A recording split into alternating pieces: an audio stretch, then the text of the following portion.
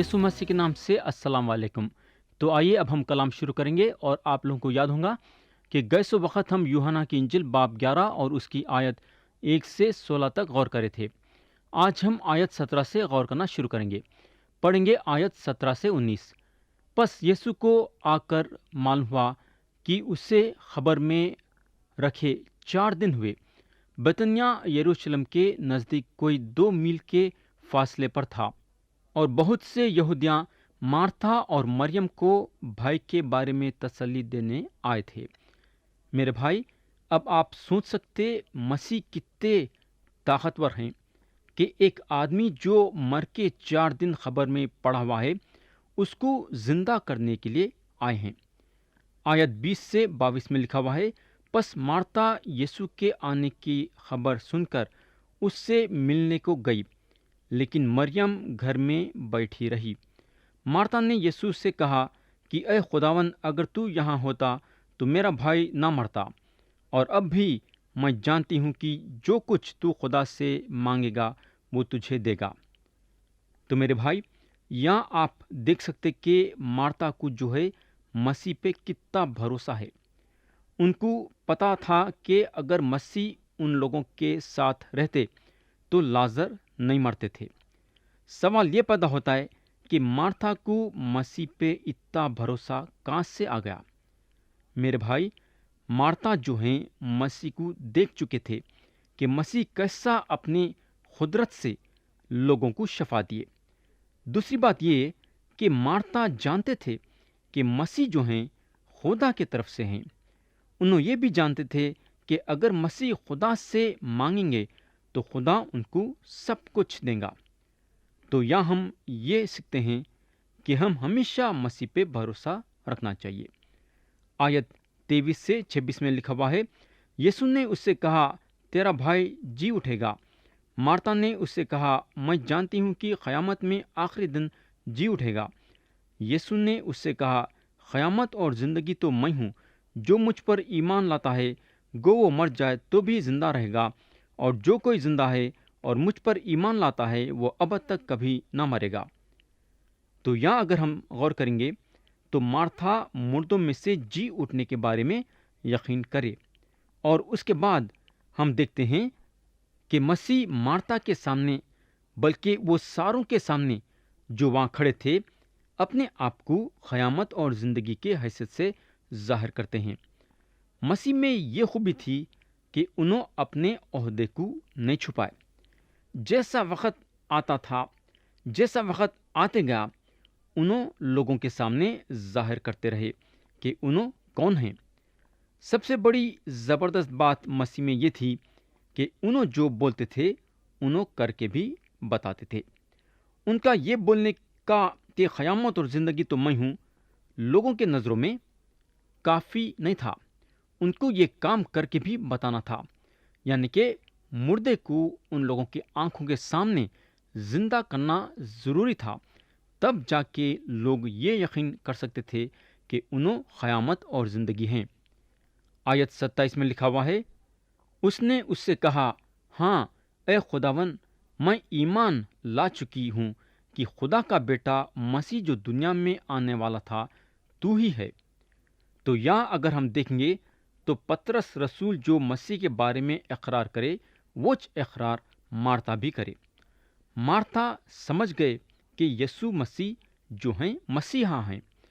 आयत 28 से 31 में लिखा हुआ है, ये कहकर वो चली गई और चुपके से अपनी बहन मरियम को बुलाकर कहा कि उस्ताद यहाँ है और तुझे बुलाता है। वो सुनते ही जल्द उठकर उसके पास आई। यीशु अभी गांव में नहीं पहुंचा था, बल्कि उसी जगह था जहां मार्था उसे मिली थी।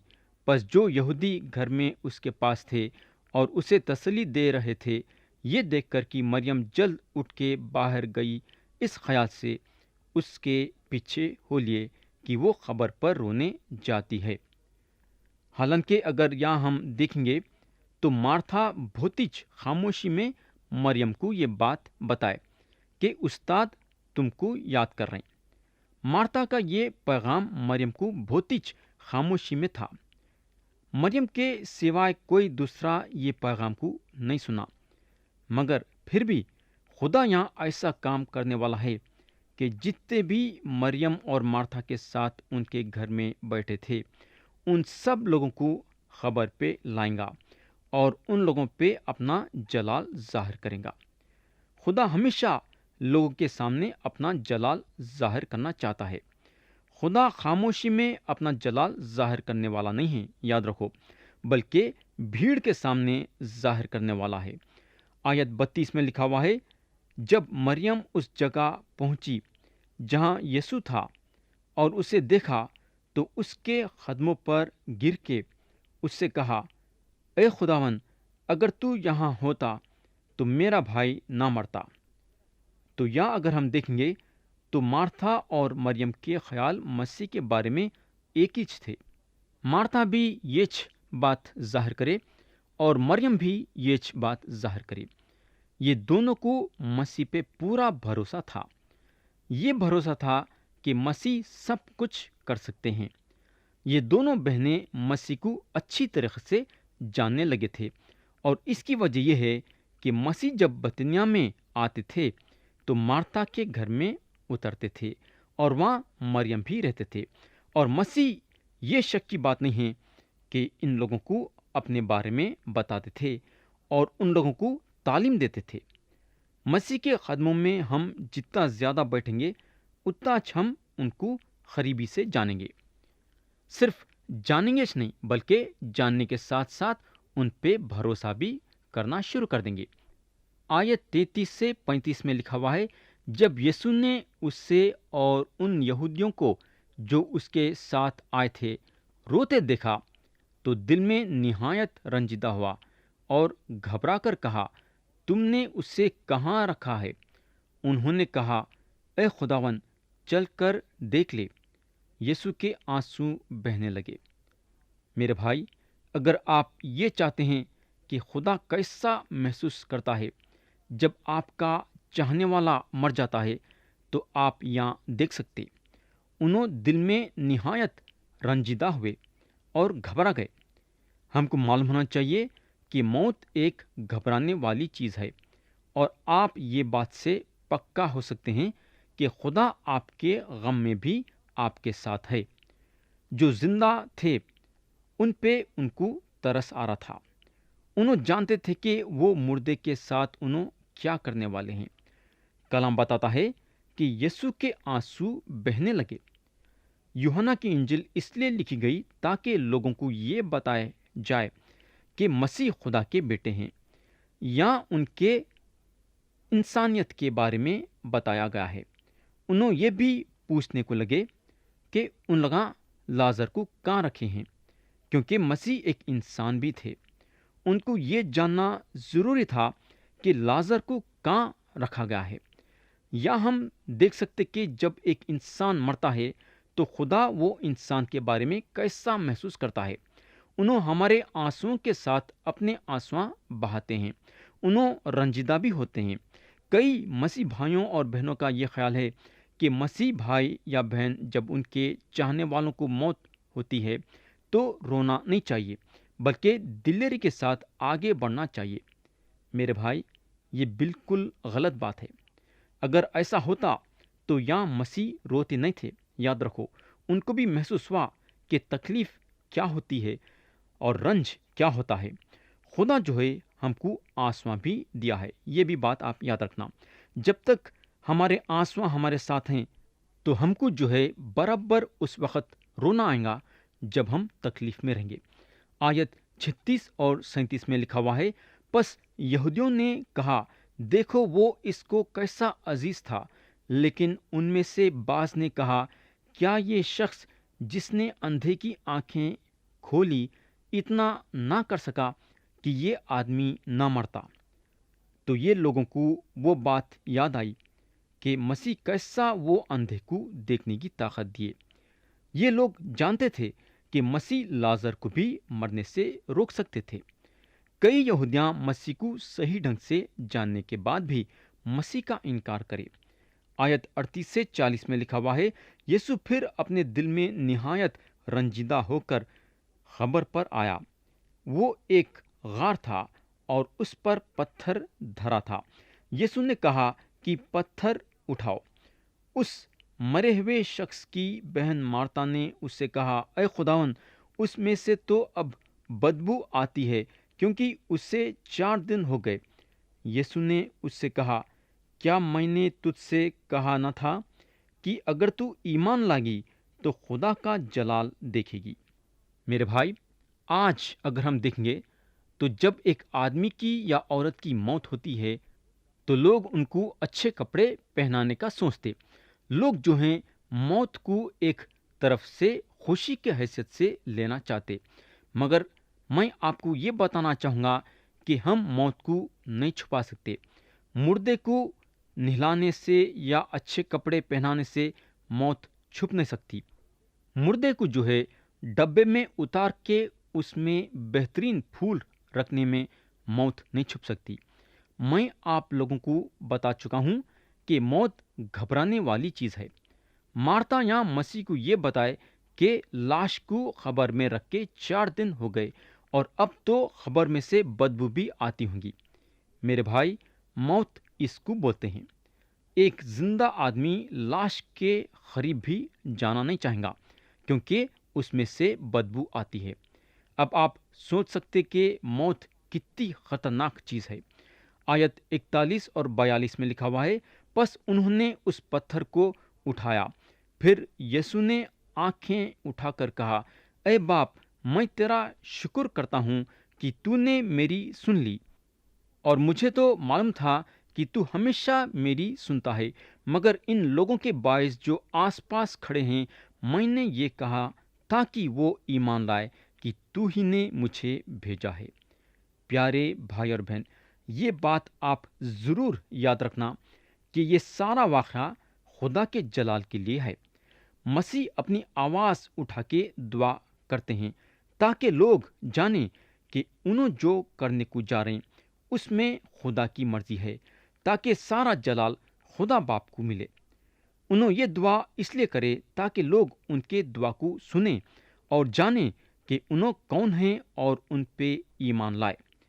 یہ پکی بات ہے کہ لوگاں اپنے کانا مسیح کے یہ دعا کے لیے کھولے۔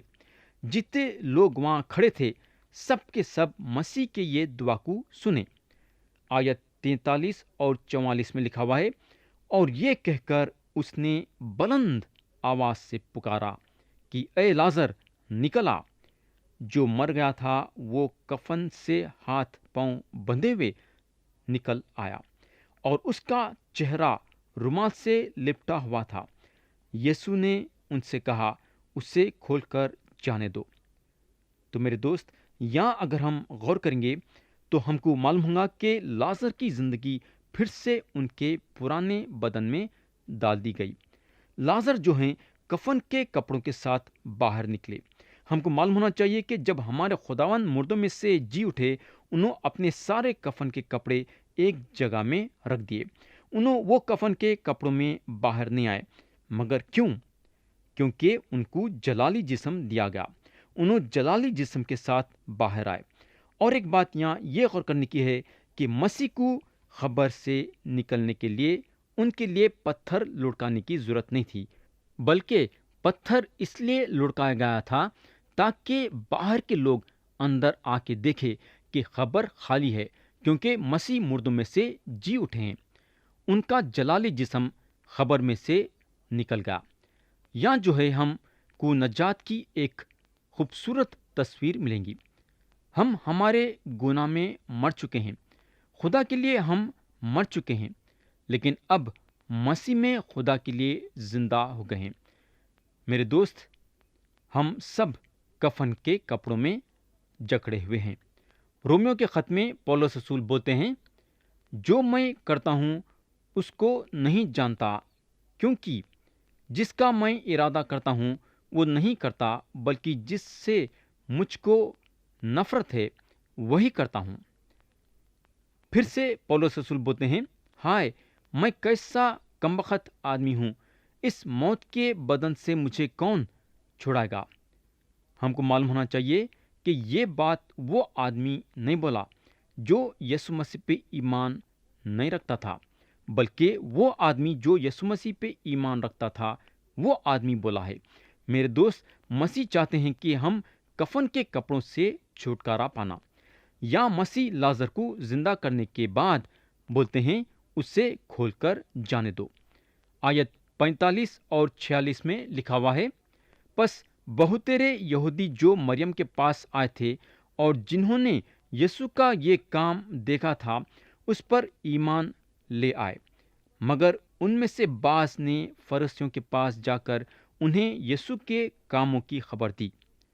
میرے دوست، یہ لوگ مسیح کے یہ معجزے کو نظر انداز نہیں کر سکتے، کیونکہ مسیح یہ معجزہ ان لوگوں کے آنکھوں کے سامنے کرے۔ یہاں دو قسم کے لوگ تھے، تھوڑے مسیح پہ ایمان لائے اور تھوڑے نہیں لائے۔ اتنا بڑا معجزہ دیکھنے کے بعد بھی یہ لوگ اپنا دل مسیح کے لیے نہیں کھولے۔ مسیح ایک انسان کے زندگی میں کام نہیں کر سکتے جب تک کہ وہ انسان مسیح کے لیے اپنا دل نہیں کھولے گا۔ مکشفہ کے کتاب میں مسیح بولتے ہیں، دیکھ میں دروازے پر کھڑا ہوا کھٹکھٹاتا ہوں، اگر کوئی میری آواز سن کر دروازہ کھولے گا تو میں اس کے پاس اندر جا کر اس کے ساتھ کھانا کھاؤں گا اور وہ میرے ساتھ۔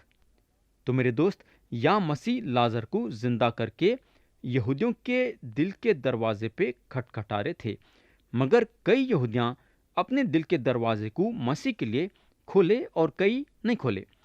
آیت 47 میں لکھا ہوا ہے، پس سردار کاہنوں اور فرشتیوں نے صدر عدالت کے لوگوں کو جمع کر کے کہا، ہم کرتے کیا ہیں؟ یہ آدمی تو بہت معجزے دکھاتا ہے۔